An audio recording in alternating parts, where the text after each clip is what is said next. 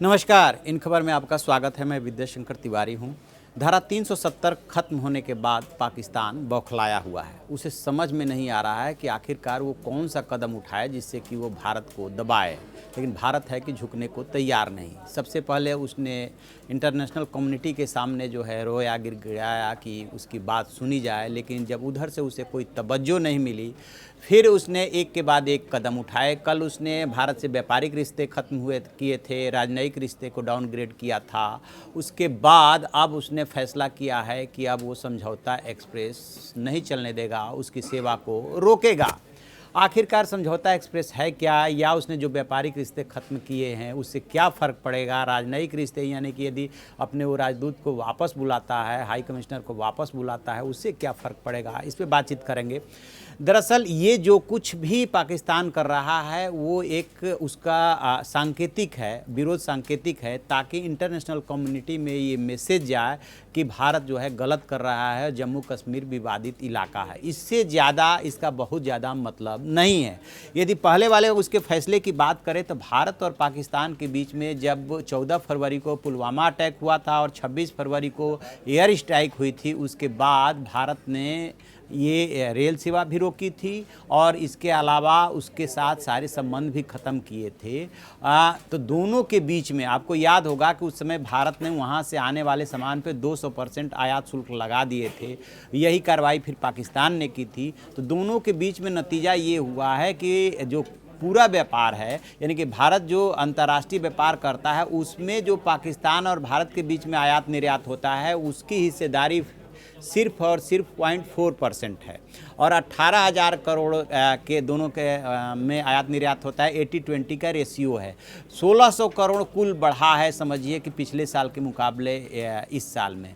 तो बहुत ज़्यादा उससे कोई फ़र्क नहीं पड़ने जा रहा है, ख़ास तौर से भारत के ऊपर, क्योंकि भारत की इकोनॉमी बहुत बड़ी है और 0.4% कोई मायने नहीं रख रहा है।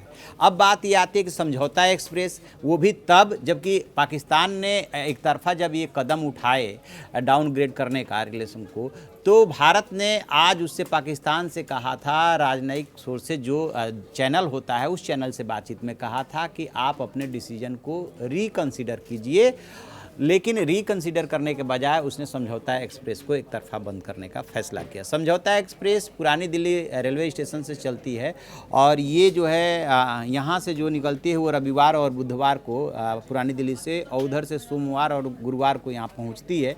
यहाँ से सबसे पहले वो जाती है अटारी, अटारी से फिर बाघा।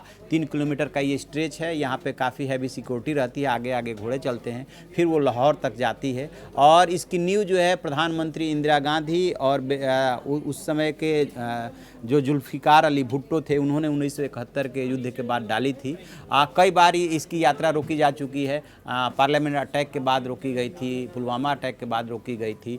तो इन सब चीज़ों का कोई बहुत ज़्यादा फ़र्क नहीं पड़ने वाला है। बस इससे यदि कोई चीज़ इंगित हो रही है तो वो पाकिस्तान की बौखलाहट इंगित हो रही है, क्योंकि वहाँ की सियासत, ISI और फ़ौज की जो नौकरी है वो जम्मू कश्मीर के भरोसे चलती है कि जम्मू कश्मीर में जितना आतंकवाद को बढ़ावा देंगे, जितना उसको डिस्टर्ब रखेंगे, उतना ही वहाँ के सियासतदान अपने उल्लू साधने में कामयाब हो जाते हैं, और फ़ौज और ISI की नौकरी चलती रहती है कि हम तो कश्मीरियों के अधिकारों के समर्थक हैं, भारत जो है ऐसा कर रहा है, हम वहाँ पे नैतिक समर्थन दे रहे हैं, उनके अधिकारों की रक्षा कर रहे हैं, उनकी आवाज़ उठा रहे हैं।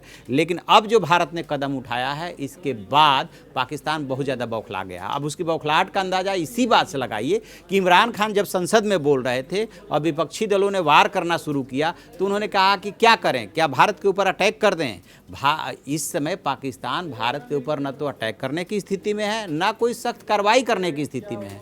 उसके पास खुद जो है इतना बुरी तरह से FATF उसको ग्रे लिस्ट में रखा हुआ है, उसे ब्लैक लिस्ट में आने का खतरा है। उसके पास जो भुगतान किया जाता है अंतर्राष्ट्रीय व्यापार के लिए, वो देने के लिए डॉलर नहीं है, खाने के लिए घर में दाने नहीं हैं, और उसके बाद दबाव इतना है कि नहीं कुछ करिए भारत के खिलाफ। तो अब उसने समझौता एक्सप्रेस बंद किया। पहले व्यापारिक रिश्ते ख़त्म किया, अब समझौता एक्सप्रेस बंद किया है। देखते हैं और आगे क्या क्या करता है। इस बीच जो है प्रधानमंत्री नरेंद्र मोदी जो है रात 8 बजे देश को संबोधित करेंगे, उससे रोड मैप क्लियर हो जाएगा कि और आगे क्या होने वाला है। जो भी अपडेट होगा हम आपको अपडेट कराएंगे। आप देखते रहिए हमारा डिजिटल चैनल इन खबर। Thank you. इन खबर चैनल को सब्सक्राइब करें और बेल आइकन दबाना ना भूलें।